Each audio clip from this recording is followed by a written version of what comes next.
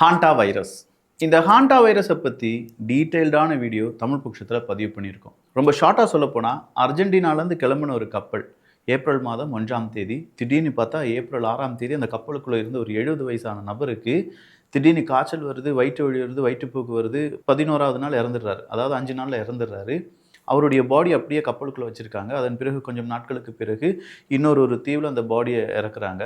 அந்த பாடிக்கு சொந்தக்காரரான அவங்களுடைய மனைவி 69 வயது. அவங்களும் கொஞ்ச நாள்ல ஒரு ஃப்ளைட்ல ஏறும்போது காய்ச்சல் வந்திருக்கு. அவங்களையும் சோதிச்சு பார்க்கும்போது அவங்களும் காய்ச்சல் இறந்துடுறாங்க. இப்படின்னு சொல்லி இந்த ஹாண்டா வைரஸ் அப்படிங்கிறதுக்கான ஒரு ஸ்ட்ரெயின் கண்டுபிடிக்கப்படுகிறது. அதன் பிறகு அந்த கப்பல்ல இருக்கக்கூடிய நபர்கள் அங்கே இங்கேயும் அழக்கழிக்கப்படுகிறார்கள். எகைன் ஒரு 3 பேருக்கு இந்த ஹாண்டா வைரஸினுடைய அடுத்தடுத்த அறிகுறிகள் தென்படுகிறது. அவங்கள போட் வழியா காப்பாத்தி நேரா நெதர்லாந்துக்கு கொண்டு போறாங்க. இப்போ அந்த நபர்கள் அந்த பாடியை கீழே இறக்குனாங்கன்னு சொன்னேன்ல கப்பல்லேருந்து, அந்த நேரம் ஒரு 29லேருந்து 40 நபர்கள் வெவ்வேறு நாடுகளுக்கு பயணத்தை மேற்கொண்டிருப்பார்கள் அப்படின்னு சொல்கிறாங்க. ஸோ கப்பல்லேருந்து இறங்குனவங்க எந்தெந்த நாடுகளுக்கு போயிருக்காங்க, அவங்க யார் கூட கான்டாக்ட் வச்சுருக்காங்க அப்படிங்கிறது ஒரு பெரும் கேள்வி. அந்த கேள்விகளுக்கு மத்தியில் ஹாண்டா வைரஸ் பரவி இருக்குமா இல்லையா, இதை பற்றி பேனிக் ஆக வேண்டாம், இது பேண்டமிக்காக வராது அப்படிங்கிற ஒரு அறிவுறுத்தலை இப்போது வேர்ல்டு ஹெல்த் ஆர்கனைசேஷன் கொடுத்துருக்காங்க. பயப்பட வேண்டாம், இது மனிதனிடமிருந்து மனிதனுக்கு பரவாது அப்படின்னு சொல்லியிருக்காங்க. பட் இந்த ஹாண்டா வைரஸ் அப்படிங்கிறது இப்போது பரவலாக பேசப்படக்கூடிய ஒரு டாப்பிக்காக இருக்குது. இதே மாதிரி இன்னும் பல முக்கியமான செய்திகளை பார்க்க போகிறோம். நான் உங்கள் விக்கி, இது உங்கள் தமிழ் விதை. ஷார்ட்டாக கொஞ்சம் செய்திகள். இதுவரையிலும் டோட்டலாக 5 நாடுகளுக்கு எச்சரிக்கை அப்படிங்கிறது கொடுக்கப்பட்டிருக்கிறது. கிட்டத்தட்ட 20லிருந்து 25 நாடுகள் அந்த சர்க்கிள்குள்ளே கொண்டு வரப்பட்டிருக்கிறது. அங்கங்கே அந்தந்த நாடுகளுக்கு இவங்க பயணத்தை மேற்கொண்டிருக்கலாம் அப்படின்னு சொல்லி. இதில் தென்னாப்பிரிக்கா உட்பட பல நாடுகளும் இருக்கிறது என்பதும் குறிப்பிடத்தக்கது. அடுத்ததா ரஷ்யா உக்ரைன் போர் அப்படிங்கிறது தான். இந்த ரஷ்யா உக்ரைன் போருக்கு ஒரு எண்டு கார்டே இல்லையா அப்படிங்கிற ஒரு கேள்வி இருந்துச்சுல்ல. எண்டு கார்டு இருந்திருக்கும். பட் இந்த மே மாதம் 9ஆம் தேதி ரஷ்யாவை பொறுத்த வரைக்கும் அவங்களுடைய முக்கியமான தினம். அவங்க ஆர்மி பரேடு நடத்தக்கூடிய இந்த தினத்தில் அட்டாக் அப்படிங்கிறத உக்ரைன் செய்கிறாங்களா இல்லையா அப்படிங்கிறத பொறுத்து நாங்கள் அட்டாக்கை செய்வோம் அப்படின்னு சொல்லி ரஷ்யா சொல்லியிருந்தாங்க.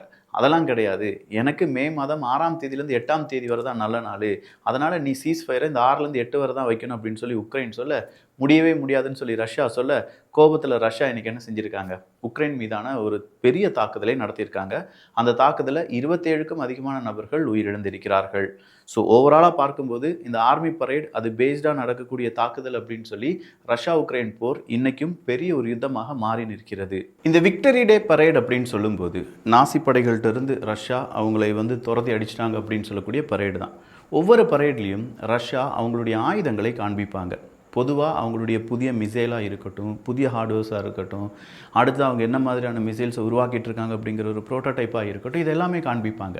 பட் இந்த 2026 பரேடு அப்படிங்கிறதுல அப்படி எதுவுமே காண்பிக்க போகிறது கிடையாது.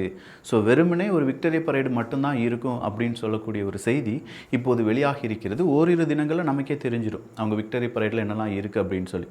பட் உக்ரைன் ரஷ்யா பிரச்சனை அப்படிங்கிறதுல ஒரு சீஸ் ஃபயர், அந்த சீஸ் ஃபயரில் பெரிய அளவில் ஏமாற்றம், அந்த ஏமாற்றம் காரணமாக மறுபடியும் 2 நாடுகள் சண்டை போட்டுக்கிட்டே இருக்காங்க அப்படிங்கிற ஒரு செய்தி நெடு வருடங்களாகவே வந்துட்டு இருக்கு அப்படிங்கிறது இங்கே ஒரு ஃபேட்டிக் தான். அடுத்ததா அமெரிக்கா, இஸ்ரேல், ஈரான். என்னப்பா ஆச்சு அப்படின்னு கேட்டால், சார் சீஸ் ஃபயருக்கான அக்ரிமெண்ட்டை அமெரிக்கா ஈரான்கிட்ட கொடுத்துருக்காங்க.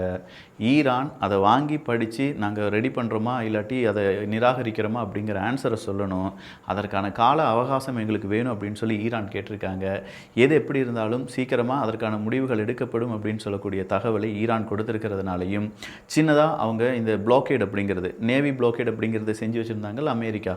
பாகிஸ்தான் கேட்டதற்கு இணங்க நாங்கள் இந்த நேவி பிளாக்கேட் அப்படிங்கிறத பாஸ் பண்ணி வச்சுருக்கோம் அப்படின்னு சொல்லி ஒரு பாசிட்டிவான ரெஸ்பான்ஸை அமெரிக்கா பாகிஸ்தானுக்கும் உலக நாடுகளுக்கும் கொடுத்ததுனால தான் இப்போ மார்க்கெட் அப்படிங்கிறது கொஞ்சமாக ஸ்டேபிளாக இருக்குன்னு சொல்கிறாங்க. ஈரானுடைய படிப்படியான முயற்சிகள் நிச்சயமாக ஒரு அமைதிக்கான வழிவகுக்கும் அப்படின்னு சொல்லி அமெரிக்கா நம்பிக்கை சொல்ல, இல்லை கொஞ்சமாக ஒரு நெருடலாக தான் இருக்குது, பட் ஸ்ட்ரைட் ஆஃப் ஹார்மஸை நாங்கள் திறக்கிறதுக்கான முயற்சிகளை எடுத்துகிட்ருக்கோம் அப்படின்னு சொல்லி ஈரானும் அதை பற்றியான ஒரு பாசிட்டிவ் ரெஸ்பான்ஸ் கொடுத்துருக்காங்க. இப்போதைக்கு ஈரான், இஸ்ரேல் மற்றும் அமெரிக்காவினுடைய யுத்தம் ஒரு பாஸ் ஸ்டேஜில் இருக்குது அப்படிங்கிறதும், கூடுதலாக யுத்தம் அப்படிங்கிறது பெருசாக இல்லை, ஆனாலும் இந்த யுனைடெட் அரப் எமிரேட்ஸுக்கு எதிரான தாக்குதலை ஈரான் செஞ்சுட்டாங்க அப்படின்னு சொல்லி ஒரு பெரிய விஷயம் நேற்று நடந்துச்சு. கிட்டத்தட்ட 10 மிசைல் 10 ட்ரோன் அப்படிங்கிற மாதிரி யுனைடெட் அரப் எமிரேட்ஸ் சொல்ல, அந்த தாக்குதலை நாங்கள் நடத்தலப்பா வேறு யாரும் நடத்தியிருக்காங்க அப்படின்னு சொல்லி ஈரான் அதற்கான விளக்கத்தை கொடுக்க, இது இப்படி தான் இருக்குது. பட் ஓரளவுக்கு அங்கே அமைதி திரும்பி இருக்கிறது அப்படிங்கிறதுல யாராலையும் மாற்று கருத்து சொல்ல முடியாது. இந்த ஸ்ட்ரைட் ஆஃப் ஹார்மஸ் அப்படிங்கிறது திறக்கப்படாத காரணத்தினால் கிட்டத்தட்ட 1500க்கும் அதிகமான கப்பல் அங்கங்கே நின்றுட்டுருக்கு. அதில் பயணம் மேற்கொள்ளக்கூடிய அந்த கப்பலை இயக்கக்கூடிய 20,000க்கும் அதிகமான நபர்கள் அங்கங்கே ஸ்ட்ரக் ஆகியிருக்காங்க. ஸோ அவங்களை பாதுகாப்பதற்காக நம்ம முயற்சிகளை எடுக்க வேண்டும் அப்படின்னு சொல்கிறக்கூடிய குரல் இப்போது உயர்ந்திருக்கிறது. காரணம், அவங்களுக்கும் யுத்தத்துக்கும் எந்த சம்பந்தமும் கிடையாது.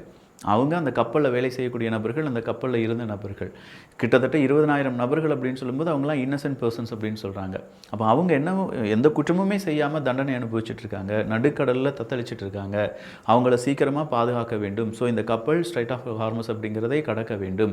அப்படி கடந்தால் மட்டும்தான் சீக்கிரமான முடிவுகள். நிறைய கப்பல் நிறுவனங்களுக்கு இப்போ இன்சூரன்ஸ் அப்படிங்கிறது எக்ஸ்பயர் ஆயிடுச்சு. ஏகப்பட்ட கப்பல் அப்படிங்கிறது இப்போது பழுது பார்க்கப்பட வேண்டும் அப்படிங்கிற ஒரு சுச்சுவேஷனில் இருக்குது. நிறைய மனிதர்களுக்கு ஹெல்த் இஷ்யூஸ் அப்படிங்கிறது வந்திருக்குன்னு சொல்கிறாங்க. இது எல்லாத்தையுமே மனதில் வைத்து சீக்கிரமான முடிவுகள் எடுக்கப்பட வேண்டும் அப்படின்னு சொல்லி ஐநா சபையும் இன்றைக்கு ஒரு கோரிக்கை வைத்திருக்கிறது. ரஷ்யாவினுடைய யூனிவர்சிட்டி என்னெல்லாம் கற்றுக் கொடுக்குறாங்க அப்படின்னு பார்த்தீங்கன்னா, ஹேக்கிங் சொல்லிக் கொடுக்குறாங்களாம். அதே மாதிரி ஒரு நாட்டில் இல்லாட்டி ஒரு எலெக்ஷன் நடக்குதுன்னா அந்த எலெக்ஷன் ரிசல்ட் எப்படி மாற்றி அமைக்கலாம் அப்படின்னு சொல்லி கொடுக்குறாங்களாம். இதெல்லாம் அவங்களுடைய யூனிவர்சிட்டியில் சொல்லிக் கொடுக்குறாங்க அப்படிங்கிற அந்த தகவல் ரொம்பவே புதுமையானது தான். பட் சாதாரண மனிதர்களுக்கு கிடையாது. மிலிட்ரி இன்டெலிஜென்ஸ் ஆஸ்பிரன்ஸ் அப்படின்னு சொல்லுவாங்கல்ல. ஸோ மிலிட்ரி லெவலில் நாங்கள் உளவுத்துறையாக மாற வேண்டும், இல்லாட்டி ஸ்பையாக மாறணும், அதுக்கு சம்பந்தமான படிப்புகளை படிக்கக்கூடிய நபர்கள் இருப்பாங்க. அதில் வேலை செய்யக்கூடிய திறன்பட இன்டெலிஜென்ஸ் ஆஃபீஸர்ஸாக மாற வேண்டும் அப்படின்னு சொல்லியிருப்பாங்கல்ல. அவங்களுக்கு இந்த மாதிரியான கோர்சஸை டெடிகேட்டட் கோர்சஸாகவே ஆஃபர் பண்ணுறாங்களாம் ரஷ்யா.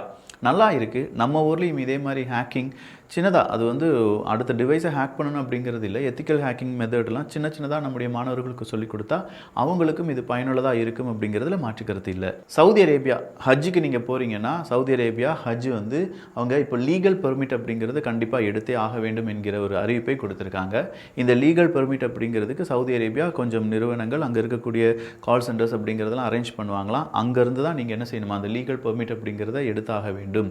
ஏன்னா அடிக்கடி நிறைய பிரச்சனைகள்லாம் வர்றதுனால ஒரு ஸ்மூத்தான நேவிகேஷனுக்கு இந்த லீகல் பெர்மிட் அப்படிங்கிறது வேணும் அப்படின்னு சொல்லி சவுதி அரேபியா புதிய ஒரு திட்டத்தை அறிமுகம் செஞ்சிருக்காங்க. ஈரான் அமெரிக்காவினுடைய அதிகாரத்துக்கு எதிராக அமெரிக்காவினுடைய ராணுவ பேசஸ் கப்பற்படையெல்லாம் இருக்குது பார்த்தீங்களா, அதுவும் குறிப்பாக அரபுலக நாடுகளில் இருந்து அந்த கப்பற்படைக்கு எதிராக ஈரானுடைய தாக்குதல் அப்படிங்கிறது நம்ம நினைச்சதை விட கூடுதலான எக்ஸ்பென்சஸை அமெரிக்காவுக்கு உருவாக்கி இருக்கும். அமெரிக்கா கொஞ்சோண்டு தான் கணக்கு காண்பிச்சிருக்காங்க, அதிகப்படியான கணக்கை மறைத்திருக்கிறார்கள் அப்படிங்கிற ஒரு செய்தி வெளியாகி இருக்கிறது. அமெரிக்கா என்னைக்கு உண்மையான கணக்கு காண்பித்தார்கள் அப்படிங்கிறது ஒரு புறம் இருந்தாலும், ஈரானுடைய தாக்குதல் காரணமாக இவ்வளோ லாஸ் ஆயிடுச்சு அப்படின்னு சொன்னால் அது அமெரிக்காவுக்கு அவமானம். அதை தாண்டி எந்தெந்த நாடு அந்த ஆர்மி பேசஸை இல்லாட்டி கப்பற்படையினுடைய முக்கியமான சில இலாக்காக்களை வைத்திருந்தார்கள், அவங்க எல்லாருமே அமெரிக்காவுக்கு பதில் சொல்லியாக வேண்டும். அதே மாதிரி அமெரிக்காவும் அந்த நாடுகளுக்கு பதில் சொல்லியாக வேண்டும். அதனால் கணக்கு அப்படிங்கிறது ரொம்ப கம்மியாக காண்பிக்கப்பட்டிருப்பதாக செய்திகள் வெளியாகி இருக்கின்றன. இந்தியா 21வது நூற்றாண்டின் மிக முக்கியமான ஒரு நாடாக ஜொலிக்கும் அப்படிங்கிற ஒரு பாராட்டை அமெரிக்காவினுடைய முக்கியமான நபர் சொல்ல, சீனாவுக்கு எதிரான கருத்தையும் அவர் முன்வைத்திருப்பதனால் இந்தியாவினுடைய எதிர்காலம் பிரகாசமாக இருக்கிறது. சீனாவினுடைய மிஸ்டேக் சீனாவை அடுத்தடுத்த வீழ்ச்சிக்கு காரணமாக மாற்றும் அப்படிங்கிற ஒரு தகவலுடன் இந்தியாவினுடைய பெயர் உலக அரங்கில் ஓங்கி இருக்கிறது. ஓப்பன் ஏஐனுடைய போர்டு மெம்பர் ஒரு நபருடன், அவங்க ஒரு பெண், அவங்க கூட எலன் மஸ்க் அவர்கள் தகாத உறவில் இருந்தார் அப்படின்னும், அவருக்கு ஸ்பெர்ம் அப்படிங்கிறத அவர் கொடுப்பதாக இருந்துச்சு அப்படிங்கிற ஒரு கேஸும் இப்போது பெரிய அளவில் பேசப்பட்டு வருவதால் எலன் மஸ்க் அவர்களுடைய இந்த ப்ரொஃபைல் ஏகப்பட்ட இடத்துல கொஞ்சம் டேமேஜ் ஆகிட்டு இருக்கு என்பது குறிப்பிடத்தக்கது. பெய்ரூட் ஏர் ஸ்ட்ரைக் மறுபடியும் செய்யப்பட்டிருப்பதால் லெபனனுக்கு எதிராக இஸ்ரேல் தாக்குதலை நடத்த மாட்டோம், சீஸ்ஃபயர் உருவாகிருச்சு அப்படின்னு சொன்னது மீண்டும் பொய்ப்பிக்கப்பட்டிருக்கிறது. சொல்லப்போனால் அடுத்தடுத்த தாக்குதலில் லெபனனை நிலைக்குள்ளேயே செய்து கொண்டிருக்கிறார்கள் இஸ்ரேல். அப்போ இஸ்ரேல் லெபனன் அந்த சீஸ்ஃபயர் அப்படிங்கிறது வயலேட் பண்ணப்பட்டு விட்டது. பட் ஈரான், இஸ்ரேல் மற்றும் அமெரிக்கா அந்த சீஸ்ஃபயர் இதுவரையிலும் பிரச்சனை இல்லாமல் இருக்குது என்பதும் குறிப்பிடத்தக்கது. ஸோ நிறைய செய்திகள் பார்த்துருக்கோம். இந்த செய்திகளை பற்றி உங்களுடைய கருத்துக்கள் இங்கே வரவேற்கப்படுகின்றன. எல்லோரும் தமிழ் விதையில் இணைந்திருங்கள். நல்லதை பகிர்ந்து நல்ல சமுதாயத்தை உருவாக்குவோம். நன்றி, வணக்கம்.